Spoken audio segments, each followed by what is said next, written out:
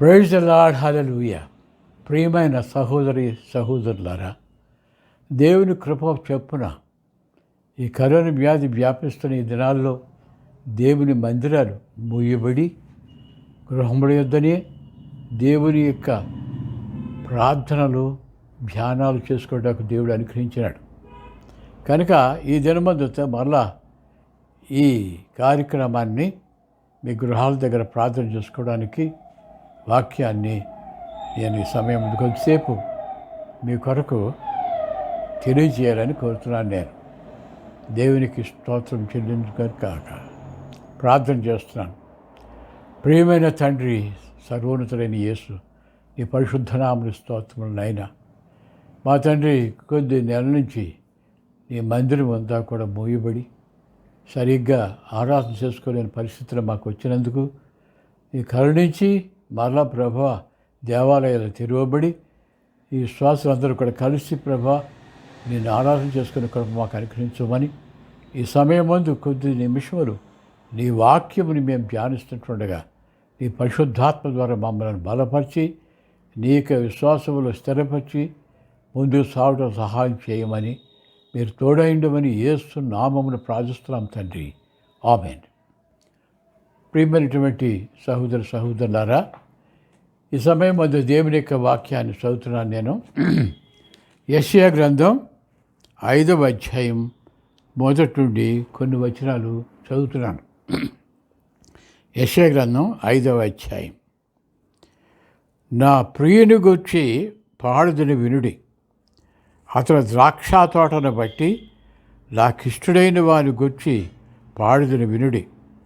సత్తువ భూమి గల కొండ మీద నా ప్రియునికి ఒక ద్రాక్ష తోట ఉండెను. ఆయన దానిని బావుగా త్రవ్వి రాళ్లను ఏరి అందులో శ్రేష్టమైన ద్రాక్ష తీగలను నాటించెను. దాని మధ్యను బురుజు ఒకటి వేయించి ద్రాక్ష తొట్టిని తొలిపించెను. ద్రాక్ష పండ్లు ఫలింపవలని ఎదురు చూచుతుండెను, కానీ అది కారు ద్రాక్షాలు కాసెను. కావున యెరూషలేము నివాసులారా, యోధావారులారా, నా ద్రాక్ష తోట విషయము నాకు న్యాయము తీర్చవలని మిమ్మల్ని వేడుకుంటున్నాను. నేను నా ద్రాక్ష తోటకు చేసిన దానికంటే మరి ఏమి దానికి చేయగలను? అది ద్రాక్ష పండ్లు కాయనని నేను కనిపెట్టుకుంటుని, కానీ కారు ద్రాక్షాల కాయుటకు కారణమేమి? ఆలోచించుడి. నేను నా ద్రాక్ష తోటను చేయబో కార్యములు మీకు తెలియచేసిపెదను. దేవుని యొక్క సన్నిధానంలో మన దైవ గ్రంథంలో చూసినట్లయితే ఇశ్రాయేలీయులకు చాలా ప్రాముఖ్యమైనటువంటి పండ్లు తోటలు ఏమంటే ద్రాక్ష తోటలే. ఈ ద్రాక్ష తోటను పోల్చి ఇక్కడ యెరూషలేము వారికని యోధా వారికని ఒక గుణపాఠమును దేవుడు యెషయా ద్వారా తెలియజేస్తున్నాడు. ఆయన ఇక్కడ చెప్పడినట్టుగా నా ప్రియునికి ఒక ద్రాక్ష తోట ఉంది, అది కొండపీటి మీద ఉంది. దానిని నా ప్రియుడు బాగా తవ్వి దాంట్లో రాళ్ళను తీసివేసి అందులో ఉన్నటువంటి మట్టినంతా కూడా చక్కగా పదును పెట్టి మంచి ద్రాక్ష తీగ తీసుకుని వచ్చి నాటాడు. అది నాటిన తర్వాత దాని చుట్టూ కంచి వేశాడు, దాని మీద బురుజోటి వేయించాడు, దానికి ఒక తొట్టోటి చేయించాడు. ఇదన్నీ కూడా ఏర్పాటు చేసి దాన్ని బలపరిచి అది పండ్లు ఎప్పుడు కాస్తుందా అని చూస్తున్నాడు ఆయన. అయితే పండ్లకు సమయం వచ్చింది, పండ్లు వచ్చాయి. సంతోషంతో ఆ తోట యజమాని వచ్చి ఆ పండ్లను నోట్లో వేసుకోగానే చేదుగా, భయంకరమైన మరణకరమైన స్థితిలో ఉన్నట్టుగా అది చేదుగా ఉన్నది. అందుచేత యజమాని చాలా విసిగిపోయి నిరుత్సాహపడి ఆయన ప్రశ్నిస్తున్నాడు, నా ద్రాక్ష తోటకు నేను ఇన్ని సదుపాయాలు చేశాను, ఇన్ని ఏర్పాట్లు చేశాను, అయితే ఇది కారు ద్రాక్షాల కాయడకు కారణమేమిటి? ఈ కారణం చెప్పండి అని అడుగుతున్నాడు ఆయన. ఇది కారు ద్రాక్షాలు కాసేదానికి తినడానికి పనికిరాదు. అందుచేత దీని చుట్టూ వేసినట్టు కంచెను తీసివేస్తాను, దానిలో ఉన్నటువంటి బురుజును కూడా పడగొట్టేస్తాను, తొట్టెను కూడా తీసివేస్తాను. దీనిని జంతువులు మనుషులు తొక్కేలాగా పనికి దానిగా విసర్జిస్తాను అని ఇక్కడ దేవుని వాక్యంలో ఇశ్రాయేలు జనాంగం గురించి దేవుడు సెలవిస్తూ ఉన్నాడు. ఇది ఒక సాదృశ్యం, దేవుని బిడ్డలకి ఒక హెచ్చరికతో కూడినటువంటి సాదృశ్యం. ఇక్కడ దేవుని యొక్క సన్నిధానంలో ఎందుచేత ఈ ద్రాక్షాబల్లి చేదు కాయలను కాసింది, కారణం ఏమిటి? ఇది బాగానే నేను చేయవలసిన కార్యక్రమం అంతా కూడా సక్రమంగా చేశాను, అయితే ఇది ఫలితాలు వచ్చినప్పటికీ ఇలా ఎందుకు జరిగింది అని ప్రశ్నిస్తున్నాడు ఆయన. మనము కూడా మన యొక్క ఆత్మీయ జీవితంలో మనం దేవుని యొక్క సన్నిధానంలో అనేకమైన ఆశీర్వాదాలు పొంది మన దీనస్థితి నుంచి దేవుడు ఉన్నతమైనటువంటి మంచి స్థితిలోకి తీసుకుని వచ్చి కాపాడుతూ ఉంటుండగా మన యొక్క ఫలితాలు ఎలాగుంటున్నాయి అది మనం గ్రహించుకోవాలి. మనం జవాబు చెప్పాల్సిన పూజ మనపైన ఉంది. దేవుని వాక్యంలో అంటాడైనా యోహాను సువార్త 15వ అధ్యాయంలో చెప్తాడైనా, నేను నిజమైన ద్రాక్షావల్లిని, నా తండ్రి వ్యవసాయకుడు. నాలో ఫలింపని ప్రతి తీగను ఆయన తీసి పారవేయను, అది కత్తిరించి పారవేయను. ఫలించే తీగలు మరి ఎక్కువగా ఫలింపవలని వాటిని సక్రంగా అభివృద్ధిపరుస్తున్నాడు. దేవుని యొక్క సన్నిధానంలో ఆయనే ద్రాక్షాబల్లి. ఈ ద్రాక్షాబల్లి యొక్క సారం తీసుకుని చక్కగా ఫలితం ఇవ్వాల్సినటువంటి ఈ ద్రాక్షాబల్లి చేదు మరణకరమైనటువంటి దాన్ని, ఆ ఫలితాన్ని ఇవ్వడానికి కారణం ఏమిటి అని అంటే దేవుని యొక్క వాక్యంలో ఒక వాక్యాన్ని సమయం ముందు మీ ఎదుటి నేను పెట్టాలని కోరుతున్నాను నేను. అది ఆ వాక్యము దేవుని యొక్క సన్నిధానంలో ఆయన యొక్క ద్వితీయోపదేశ కాండము 32వ అధ్యాయం 32వ వచనంలో ఇలా చెప్పబడుతుంది. ద్వితీయోపదేశ కాండం 32వ అధ్యాయం 32వ వచనం, వారు ద్రాక్షావల్లి, వెర్రి ద్రాక్షావల్లి, అది గుమ్మర్రా పొలములో పుట్టినది, వారే ద్రాక్షా పండ్లు, వెర్రి ద్రాక్షా పండ్లు, వాటి గలలు చేదైనవి.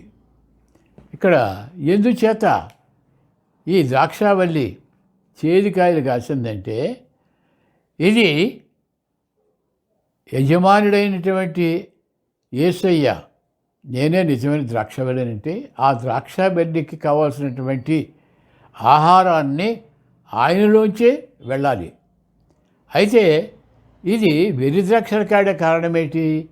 సుధమ గొమొర్రా వైపు అది మళ్లించబడింది. ఆ వేళ్ళు అసలు ఉండవలసినటువంటి ద్రాక్షావల్లి వైపు ఉంచకుండా అవి సుధమ గొమొర్రా వైపు మళ్లించబడినవి కనుక ఆ సారము గొమొర్రా సుధమ యొక్క శాపగ్రస్తమైనటువంటి పరిస్థితులు దానికి వచ్చాయి. వెర్రి ద్రాక్ష కింద తయారైంది ఇది. ప్రియమైన సహోదరులారా, మనం మన ప్రభువైన ద్రాక్షావల్లిలో తీగలుగా ఉన్నాం. ఈ తీగలు సక్రంగా సారం తీసుకొని నిండైనటువంటి ద్రాక్ష పండ్లను మన యజమానికి ఇవ్వాలి. అలా కాకుండా క్రమంగా అవి మార్చబడి అవి సుధమ గొమొర్రా యొక్క సారం తీసుకున్నట్లయితే అవి వెర్రి ద్రాక్షాల కింద మారిపోతాయి. కనుక మనం దేవుని యొక్క సన్నిధానంలో ఎలాంటి ద్రాక్ష పండ్లు మనం ఇస్తున్నాం? బాప్తిసమిచ్చి యోహాను ఒక ఖండితమైన మాట చెప్పాడు. ఏమిటంటే, ఇదిగో దేవునికి రాజ్యం సమీపమైనది, ఇదిగో చెట్ల వేరున గొడ్డలు వేయబడి ఉన్నది, మంచి ఫలములు ఫలింపని ప్రతి చెట్టును నరికివేయబడి అగ్నిని వేయబడు. ఫలించు చెట్టు మరి ఎక్కువగా ఫలింపవలని అవి అధికముగా దీవించబడని చెప్పడుతున్నాను. అంటే ప్రతి వ్యక్తి కూడా దేవుని యందు, విశ్వాసం యందు, ప్రార్థన యందు ఫలించాలి. ఫలించకుండా సుధమ గుమ్మర వైపు కానీ ప్రయాణం వెళ్ళిపోతే అక్కడ అగ్ని చేతనే కాల్చివేయబడింది. అది పనికిరాదు. అంచేసిన ప్రభు అంటాడు, ఆయన నాలో ఫలింపని ప్రతి తీగను ఆయన కత్తిరించి పారవేయుడను. అవి పోగు చేయబడి అగ్ని చేత కాల్చివేయబడును. ప్రతి విశ్వాసం కూడా దేవుని కొరకు ఏ ఫలితాలు ఫలిస్తున్నాం, ఎలాంటి ఫలములను మనము దేవుని కొరకు ఇస్తున్నాం, దాని కొరకు ఏమైనా ప్రయాసపడుతున్నామా? అనేక మేళ్లను పొందుతూ దేవుని యొక్క బిడ్డలైన వారు వాటిని ప్రక్కకు తుడిసివేసి లోకంతో పాటు భయంకరమైనటువంటి నాశనకరమైనటువంటి పరిస్థితులు అనుసరించి భ్రష్టులైపోతున్నారని దేవుని వాక్యము తెలియచేయబడుతూ ఉంది. కనుక మనం ఎలాంటి పండ్లు ఫలిస్తున్నాం, ఎలాంటి ఫలితములు దేవుని కోసం చేస్తున్నాం, దీనిలో కూడా మనం ఎన్నో పనులు మన మీద ఉంటాయి. పొద్దున లేచిన దగ్గర నుంచి ప్రతి వారు కూడా ఆ పని ఈ పని అవన్నీ కూడా మనం చక్కబెట్టుకోవాల్సిన పూజ మనపైన ఉంది. చివరికి దేవునికి వాక్యమును కూడా చదువుకునే టైము ఉండదు. ఒక దేవుని యొక్క వాక్యం చదువుకునే సమయం దేవుడు ఇస్తే స్త్రీలు ఇంటి దగ్గర ఉండేటప్పటికీ వారు టీవీకి అతుక్కుపోతున్నారు. దేవుడిచ్చిన సమయమును సద్వినియోగపరచుకోవాలి. ఎలాగ మంచి ఫలాలు ఫలించాలి? దేవుడికి వచ్చిన ఫలములు అంటే ఏమిటి? సత్క్రియలు. దేవుని కొరకు సత్క్రియలు చేయాలి. ఆ సత్క్రియలు దేవుని యొద్ద దాచబడి ఉంటాయి. సత్క్రియలు అటువంటివి చేయకుండా నేను విశ్వాసం అంటే ఆ విశ్వాసము సరైనది కాదు. దేవుని యందు విశ్వాసములోను సత్క్రియల చేత తాము అలంకరించుకోవాలని దేవుని వాక్యం తెలియజేస్తూ ఉంది. కనుక ప్రియమైన సహోదరులారా, మేము కానీ నేను కానీ ఎలాంటి పండ్లు కాస్తున్నాం, ఎలాంటి ఫలితాలు ఇస్తున్నాం, అవి ఎలాగుంటాయి అని మనం గ్రహించుకొని దేవుని కొరకు మంచి ఫలములు ఫలించి వారముగా ఉండాలని దేవుడి సమయం ముందు హెచ్చరిస్తున్నాడు. కనుక ప్రతి వారం కూడా జవాబు చెప్పాలి. కారుద్రాక్షలు కాయడానికి కారణం ఏమిటి? నేనైనా నీవైనా మరి ఎవరైనా దేవుని బిడ్డలు కారుద్రాక్షలు కాసినట్లయితే అవి అగ్ని చేత కాల్చివేయబడతాయని దేవుడు గారు చెప్పారు. అది చివరి జడ్జిమెంటు. ఈ చివరి జడ్జిమెంటులో వేరు చేయబడి విశ్వాసులు అవిశ్వాసులు వారు విడదీయబడి అవిశ్వాసుల కోసం నిర్ణయించబడిన అగ్ని జ్వాలల్లో వారు త్రోసివేయబడతారు. విశ్వాసులు దేవుని యందు నిలుచున్న వారు, దేవుని కొరకు మంచి ఫలములు ఫలించిన వారు దేవుని యొక్క రాజ్యంలో వెలుగుతుంటూ ఉంటారని దేవుని వాక్యం తెలియజేస్తుంది. కనుక ప్రియమైన సహోదరులారా, మన ఫలాలు ఎలాగున్నాయి? మన ఎన్నో ఫలాలు ఉన్నాయి, మనకి ఎన్నో పరిస్థితులు అవసరతలు ఉంటాయి. ఇవన్నీ కూడా ఉండినప్పటికీ ప్రథమ స్థానము దేవునిదే కానీ వీటిది కాదు. ప్రథమ స్థానం దేవునికి ఇచ్చినట్టయితే దేవుడు అట్టి వారిని బహుగా దీవిస్తారు. ఒకసారి నేను ఒక సంఘంలోకి వెళ్ళాను. అప్పుడు సువార్త సేవ కార్యక్రమం జరుగుతూ ఉన్నాయి.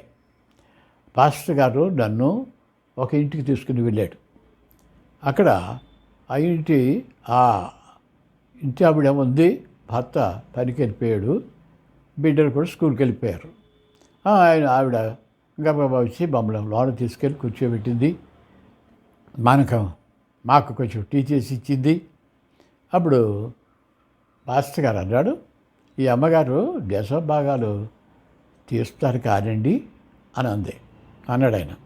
అప్పుడు అది అందుకుని, అయ్యా నేను పని చేస్తాను, ఎందుకంటే మాకు వచ్చే జీతం సరిపోదు. అయినప్పటికీ నేను జీతం తీసుకొచ్చి మా ఆయన నాకు ఇవ్వగానే వాటిని పట్టుకుని దేవుని సంద ప్రార్థన చేస్తాను. అప్పుడు లెక్కబెట్టి దశభాగాన్ని తీస్తాను. ఆ దశభాగాన్ని ఒక ప్లాస్టిక్ పెట్టెలో వేస్తాను.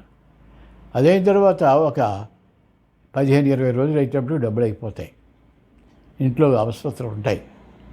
అప్పుడు నేనేం చేస్తానంటే దేవునికి ఇచ్చిన దానిలో అప్పు తీసుకుంటాను అంది. అంటే ఆ ప్లాస్టిక్ పెట్టిలోంచి కొంత డబ్బు తీసి దశమ భాగంలో తీసి ఆ డబ్బును వాడుకుంటూ ప్రభువుకు ప్రార్థన చేస్తుందట.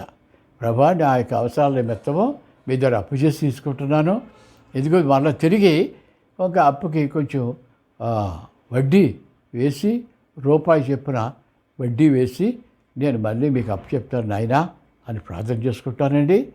అయితే ఇదంతా కూడానే పండుగలు వచ్చినప్పుడు, కానుకల పండుగలు వచ్చినప్పుడు ఇవన్నీ నేను కానుకగా దేవునికి అప్పగించుకుంటానండి అన్నది. నేను ఆశ్చర్యపోయాను.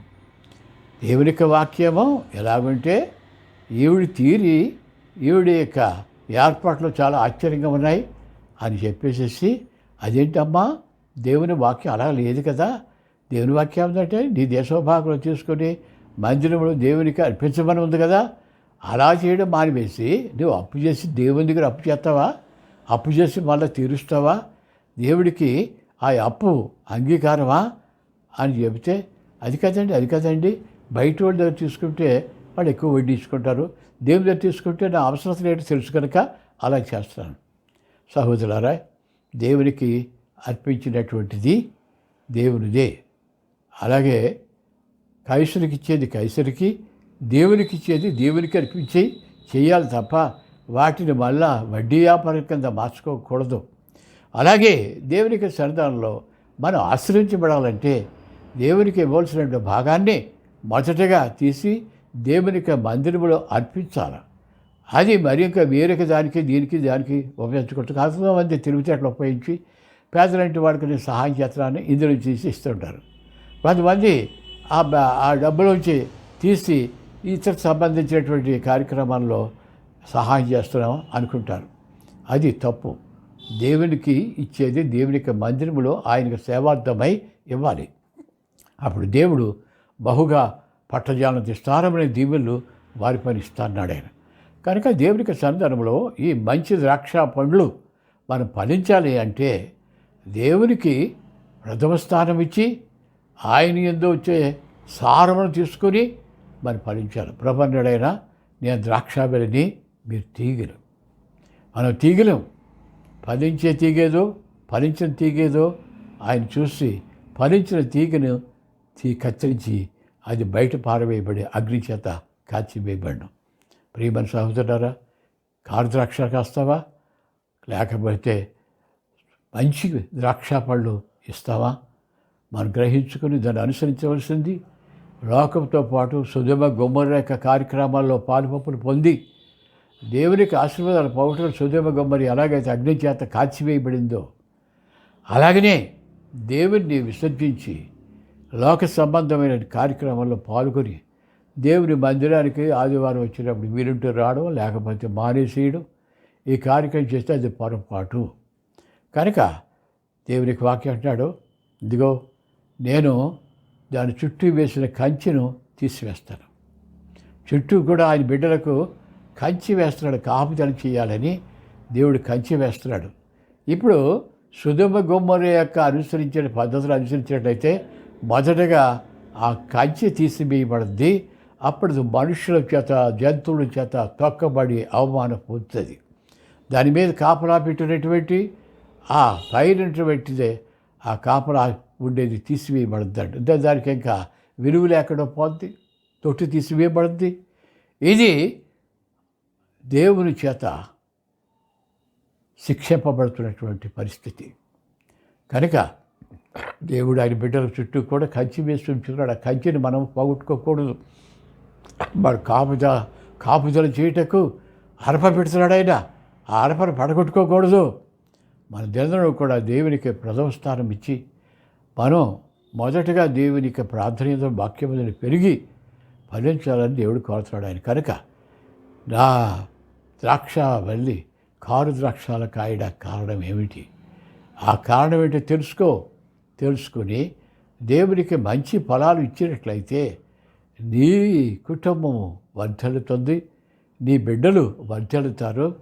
నువ్వు చేసే ప్రతి పనిలో కూడా నూరంతల ఫలితాలు దేవుడు అనుగ్రహిస్తాడు. కనుక దేవుని దగ్గర వ్యాపారం చేయడం కానీ, దేవుని దగ్గర మోసకరంగా ప్రవర్తించడం కానీ, ఆ కానుకల సమయంలో ఇది తీసుకెళ్ళి కొంత కానుక ఇచ్చి దేవునికి మంచి కానుక ఇచ్చాను అనుకోవడం కానీ, లేకపోతే ఇతర కార్యక్రమం కోసం వాడడం కానీ అది సక్రమైనది కాదు. సక్రమైనది ఏంటంటే నీవు దేవునికి ఇచ్చింది కాకుండా 9 భాగాలు నీ దగ్గర ఉన్నాయి.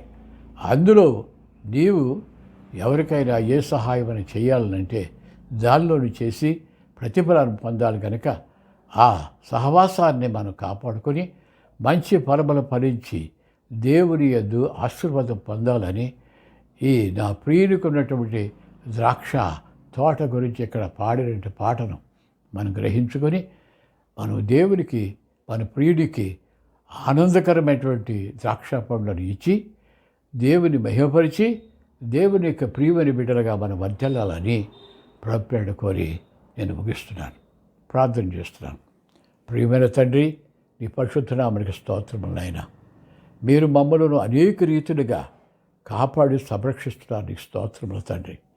మా ప్రభు, మరి ముఖ్యంగా ఈ కరోనా వ్యాధిస్తున్నటువంటి ఈ దినాల్లో ప్రతి చోట కూడా అధికారులు మొదలుకొని ఎన్నో పరిపాలన చేసుకున్న వాళ్ళ దగ్గరికి కూడా ఈ వ్యాధి వ్యాపిస్తూ అనేక మంది భయాభ్రాంతులు చేస్తుంది కనుక ప్రభువా, దీన్ని అరికట్టడనైనా దాన్ని బంధించండి ప్రభువా.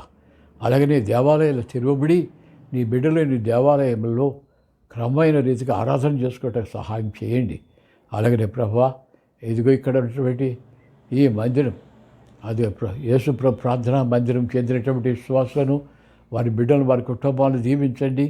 ఈ వాక్యం వినుచున్నటువంటి వారిని కూడా బహుగా ఆశీర్వదించి వారు నీ యొక్క వాక్యం అనుసరించి నడుచడం ద్వారా ఫలించినట్లు నీ ధారాళమైన దీవులు వారికి అనుగ్రహించమని, రాబోతున్న కాలంలో ప్రభువా మీరు మాకు తోడైండి కంచి వేసి మమ్మల్ని అన్ని విధాల ఆశీర్వదించి పలుపు చేయమని, సమృద్ధి దీవులతో ప్రతి కుటుంబాన్ని వర్ధలు చేయమని ప్రభువుని యేసు నామమున ప్రార్థిస్తున్నాం తండ్రి. ఆమేన్. తండ్రిని దేవుని యొక్క ప్రేమయు, ప్రభువుని యేసుక్రీస్తు కృపయు, పరిశుద్ధాత్మ దేవుని నిండైన ఆశీర్వాదములు సంఘమంతటికని ఈ వాక్యం వినిచిన వారికి వారి కుటుంబంలోకి సదాకాలం తోడైనను గాక. ఆమేన్. God bless you.